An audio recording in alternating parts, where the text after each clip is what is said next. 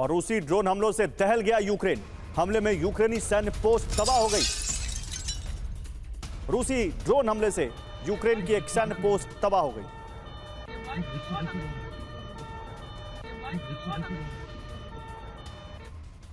और रूस के रोस्तोव में यूक्रेन ने दागे ड्रोन। यूक्रेन ने रोस्तोव में रिहायशी इलाकों पर हमला किया है। हमले में कई इमारतों को भारी नुकसान पहुंचा है। तो रोस्तोव भी बॉर्डर का ही एक शहर है जहां पर रिहायशी इलाकों पर यूक्रेन ने ड्रोन दागे। तो तीन खबरें एक साथ दिखाता हूं मैं आपको। देखिए, यूक्रेन ने रूसी पोस्ट को तबाह कर दिया। ड्रोन हमले से तबाह हुई रूसी सैन्य पोस्ट। रूस ने ड्रोन अटैक किया और हमले में यूक्रेन की सैन्य पोस्ट तबाह हो गई। और रोस्तोव में रिहायशी इलाकों पर हमला किया यूक्रेन ने। जनरल माथुर, लेकिन एक चीज बताइए, क्या आपको लगता है कि जिस तरह से यूरोप अमेरिका के पीस प्लान को डीरेल करने की कोशिश कर रहा है, इस बार भी कहीं कोई रे ऑफ होप नहीं है, कोई उम्मीद नहीं है? या क्योंकि डोनाल्ड ट्रंप अड़े हुए हैं कि नहीं पीस प्लान साइन करो, तो इस बार ये सर्दी जाते जाते इस युद्ध का भी खात्मा होगा, युद्ध को भी साथ लेकर जाएगी?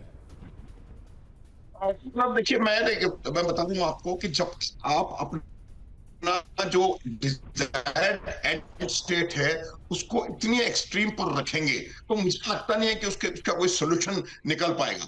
दोनों को अपने अपने डिजायर्ड एंड स्टेट्स में मेल्ट डाउन लाने की जरूरत पड़ेगी। और जिस प्रकार से आप बता रहे हैं कि यूक्रेन के हमले लगातार हो रहे हैं और रशिया भी काउंटर हमले कर रहा है, उससे एक बात मेरे को लगता है मेरे को समझ में आ रही है, वो ये है कि अगर आपको इवेंचुअली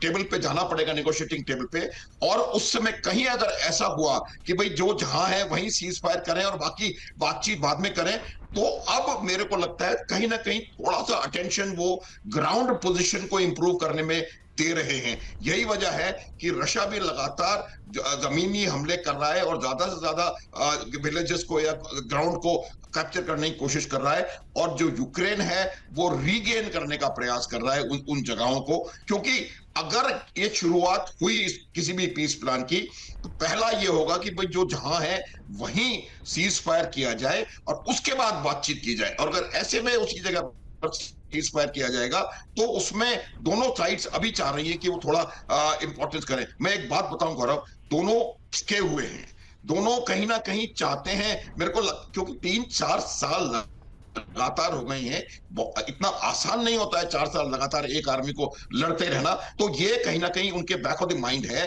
कि उनको इवेंचुअली आने वाले टाइम में उनको नेगोशिएटिंग टेबल्स पे आना पड़ेगा। इस वजह से वो अपनी ग्राउंड पोजीशन इंप्रूव करने का प्रयास कर रहे हैं। बिल्कुल सही बात है। और इसी बीच रूस के कुर्स्क में यूक्रेन ने हवाई हमला किया है। कुर्स्क के लगोव्स्की में रेलवे स्टेशन पर जोरदार बमबारी की है यूक्रेन ने। यूक्रेनी हमले में रेलवे स्टेशन को भारी नुकसान पहुंचा। ये देखिए तस्वीरें, कितना बड़ा धुएं का गुबार है। ये कुर्स्क का इलाका है जहां रेलवे स्टेशन पर हमला किया है। एक रेलवे स्टेशन या रेलवे स्टेशन के पास का इलाका, ट्रैक, जहां पर जोरदार बमबारी की है यूक्रेन।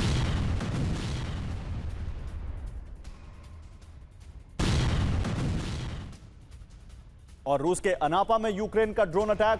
यूक्रेन ने रिहायशी इलाके पर हमला किया।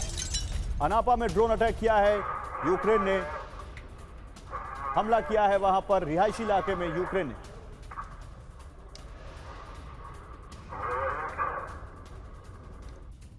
और रूस के अनापा के दूसरे इलाके में भी यूक्रेन का हमला। ड्रोन हमले के बाद जोरदार धमाका। अनापा के एक दूसरे इलाके में भी ड्रोन हमला किया यूक्रेन ने। हमले के बाद जोरदार धमाका हुआ। ब्लास्ट के बाद अनापा शहर दहल गया।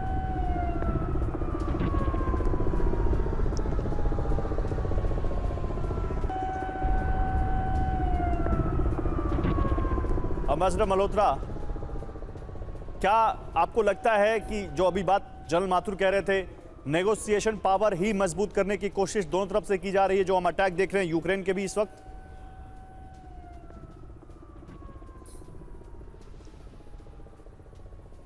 अम्बेसडर मल्होत्रा, अब तक मेरी आवाज आ रही है?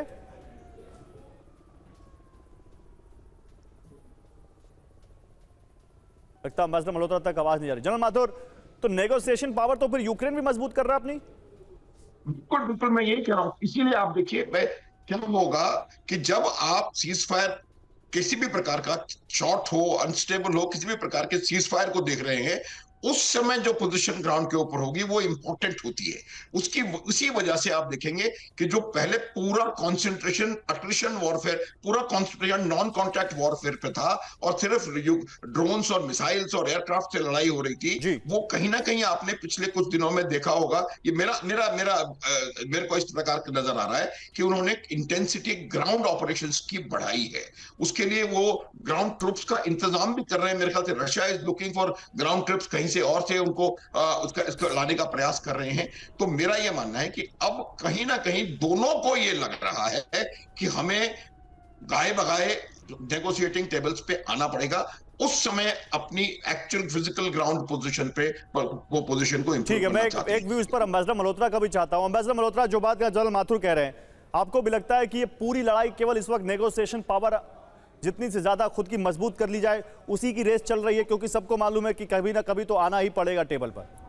नहीं, बिल्कुल गौरव, बिल्कुल सही बात है। अक्सर देखा ये जा रहा है कि यहाँ ये इंसिस्ट किया जा रहा है कि सीज फायर नहीं होगा, सीधा पीस डील होगी।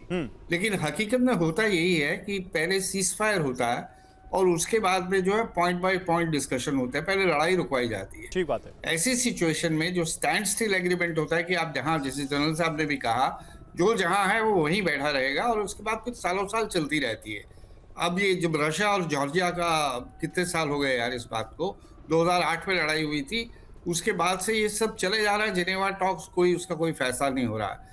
तो ये एक तरीका ये होता है। शायद इसी को देखते हुए, इसी बात को मद्देनजर रखते हुए डिमांड्स ये भी आ रही हैं कि ये स्टैंड स्टिल एग्रीमेंट या सीज फायर एग्रीमेंट नहीं किया जाए, सीधे सीधे एक टोटल 100% पीस प्लान पे ही एग्री किया जाए, जिसमें लड़ाई रोकना एक पहला पॉइंट होगा कि लड़ाई रोकी जाएगी और इस कंडीशंस पे रोकी जाएगी।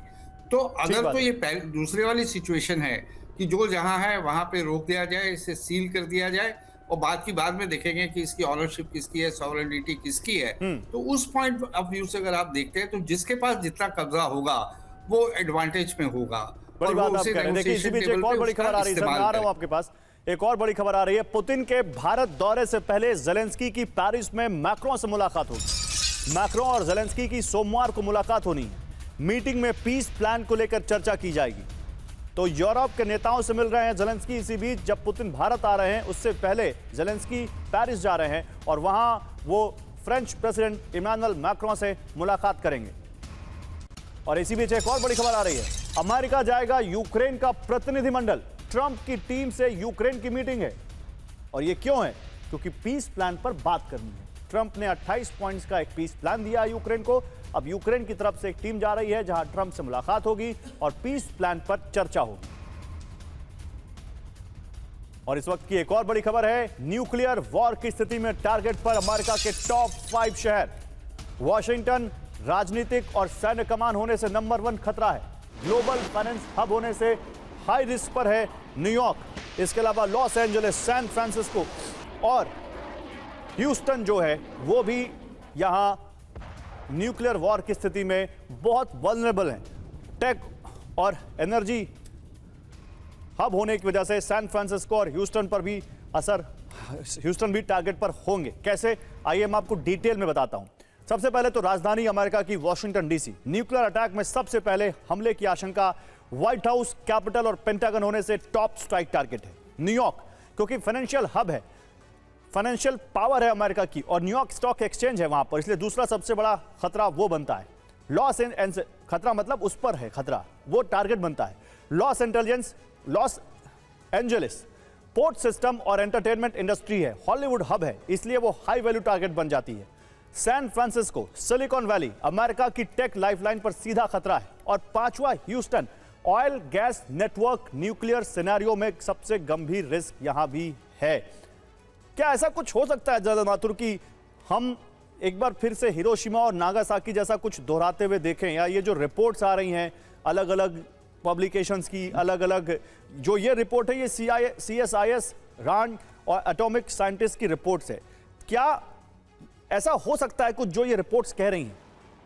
मतलब ये तो जलजला आ जाएगा अगर ऐसा कुछ होता है तो। ये रिपोर्ट इसलिए आना जरूरी है और इस बात की तैयारी इसलिए करना जरूरी है कि आपको मालूम होना चाहिए कि अगर न्यूक्लियर स्ट्राइक आएगा तो कहाँ आएगा, ताकि आप उसकी तैयारी कर सके। मैं आपको थोड़ा सा एक बता देना चाहता हूं कि जब हिरोशिमा नागासाकी हुआ था उस समय अमेरिका के अलावा किसी और दुनिया के देश के पास न्यूक्लियर वेपन्स नहीं थे।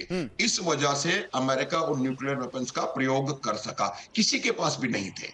अब चूंकि पूरी दुनिया में नौ कंट्रीज तो गारंटीड है जिनके पास न्यूक्लियर वेपन्स हैं, और जो एडवर्सरीज इस समय एक दूसरे के सामने नजर आ रही हैं, उन दोनों के पास इतना बड़ा जखीरा है कि वो एक दूसरे के देश को तो क्या पूरी दुनिया को कई बार खत्म कर सकते हैं। तो मेरा यह मानना है कि इन रिपोर्ट्स का मकसद यह है कि वो तैयारी कर सके कि अगर ऐसा कुछ हुआ, लेकिन ऐसा कुछ होने की संभावना मेरे हिसाब से लगभग नहीं के बराबर है, क्योंकि वो भी इस MADS को समझते हैं, it's a mutually assured destruction. अगर आपने न्यूक्लियर स्ट्राइक करना शुरू किया तो ये जो सेकंड स्ट्राइक कैपेबिलिटी दूसरी कंट्री की है, उससे आप भी कहीं ना कहीं बचेंगे नहीं। तो ये बिल्कुल निश्चित है कि अगर न्यूक्लियर इनिशिएशन होता है तो that will be A disaster, Gaurav, for the earth. अब मैं इसी पर एक लास्ट व्यू लेता हूं एम्बेसडर मल्होत्रा का। एम्बेसडर मल्होत्रा, आपका क्या व्यू है इस पे? बिल्कुल, देखो गौरव, न्यूक्लियर टेक्नोलॉजी, न्यूक्लियर कैपेबिलिटी का अगर कोई पॉजिटिव डायमेंशन है तो ये है कि डेटरेंस है। सब डरते हैं इस बात से कि एक ने छेड़ा तो पूरा जो है मधुमक्खी का जो छत्ता अगर खुल गया तो पूरी दुनिया की तबाही हो जाएगी, जिसमें वो खुद भी शामिल होंगे। जो पहला स्ट्राइक करेगा वो बचेगा नहीं। तो ये डेटरेंस जो है न्यूक्लियर वेपन्स टेक्नोलॉजी का, यही इसका पॉजिटिव डायमेंशन है, और इसी को ध्यान में रखते हुए मुझे नहीं लगता कोई पहल करेगा। बहुत शुक्रिया सर आपका, बहुत शुक्रिया जनरल माथुर आपका हमारे साथ जुड़ने के लिए।